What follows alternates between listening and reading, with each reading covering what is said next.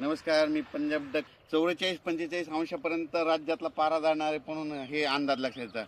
पण राज्यातल्या सर्व शेतकऱ्याचा कांदा काढणे चालू आहे म्हणून त्यांना सांगू इच्छितो, तुम्ही काय करा, मेच्या पहिल्या आठवड्यात अवकाळी पाऊस येणार आहे. म्हणजे सर्वदूर नाही पडणार, तुरळक ठिकाणी पडणार आहे. म्हणून तुम्ही काय करा, तुम्ही तुमच्या कांद्याची काळजी घ्या, कारण की मेच्या पहिल्या आठवड्यात राज्यामध्ये अवकाळी पावसाचं संकट असणार आहे म्हणून हे अंदाज लक्षात येतात. काय झालं की राज्यात सांगायचं झालं तर मेच्या पहिल्या आठवड्यात काय होणार आहे, गुजरात, इकडं मध्य प्रदेश, इकडं छत्तीसगड, इकडं कर्नाटक, तेलंगणा आणि इकडं आंध्र प्रदेश या भागामध्ये मेच्या पहिल्या आठवड्यात पाऊस पडणार आहे. त्याच्यामुळं आपल्या महाराष्ट्रामध्ये सीमालगत म्हणजे गुजरातच्या बाजूला उत्तर महाराष्ट्रात नंदुरबार, धुळे त्यामध्ये मेच्या पहिल्या आठवड्यात तिकडे तुरळक अवकाळी पावसाची शक्यता आहे, वारं पाऊस असणार म्हणून त्यांनी लक्षात द्यायचं आहे. त्याच्यानंतर जळगाव जिल्हा मध्य प्रदेशकडे पाऊस पडणार आहे. त्याच्यामुळे मेच्या पहिल्या आठवड्यात त्याच्यामुळे जळगाव, जामोद, बुलढाणा जिल्हा, अमरावती, अकोला, वर्धा, नागपूर, भंडारा, गोंदिया, चंद्रपूर या भागामध्ये अवकाळी पावसाची शक्यता आहे म्हणून मेच्या पहिल्या आठवड्यात हे अंदाज लक्षात येतात.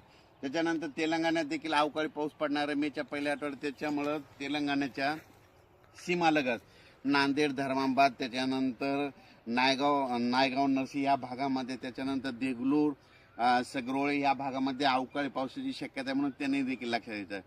त्याच्यानंतर कर्नाटक भागामध्ये अवकाळी पाऊस असल्यामुळे त्याच्यामुळं सातारा, सांगली, सोलापूर, धाराशिव, त्याच्यानंतर लातूर जिल्हा, परभणी जिल्हा, बीड जिल्हा, हिंगोली जिल्हा या भागामध्ये अवकाळीचं म्हणजे संकट असणार आहे म्हणून हे लक्षात द्यायचं.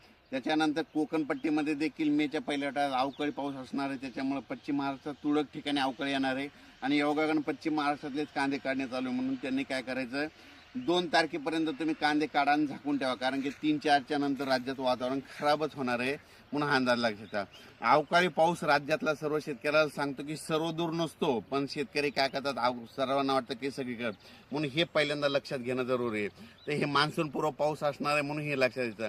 आणि हा मान्सून यावर्षी तर सर्व शेतकऱ्याला एक परत यातून अंदाज देणार आहे, यावर्षी खूप चांगला पाऊस पडणार आहे, म्हणजे समाधानकारक असणार आहे. जसा 2024ला पाऊस पडला तसंच यावर्षी 25ला देखील पाऊस पडणार आहे म्हणून ही शेतकऱ्यासाठी आनंदाची बातमी. आता ह्या मे मध्ये म्हणजे अवकाळी पाऊस म्हणजे मान्सून पूर्व पाऊस आला बऱ्याच ठिकाणी सुरुवात होणार आहे. म्हणून यावर्षी तुम्हाला एक सांगतो की यावर्षी मान्सून पूर्वेकडून येणार आहे. पूर्वेकडून येत असल्यामुळं काय होतं, शॉर्टकटमध्ये मान्सून आला तर त्यावर्षी महाराष्ट्रात जास्त पाऊस पडतो.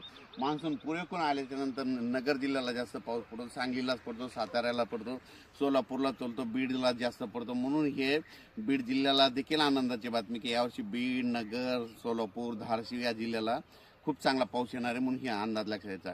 पण राज्यामध्ये मेच्या पहिल्या आठवड्यात अवकाळी पावसाचं शक्यता आहे, सर्वदूर नाही, फक्त तुरळक ठिकाणी अवकाळी पाऊस पडणार आहे म्हणून हा अंदाज लक्षात द्यायचा. अचानक वातावरणात बदल झाला तर लगेच एक मेसेज दिला तर धन्यवाद.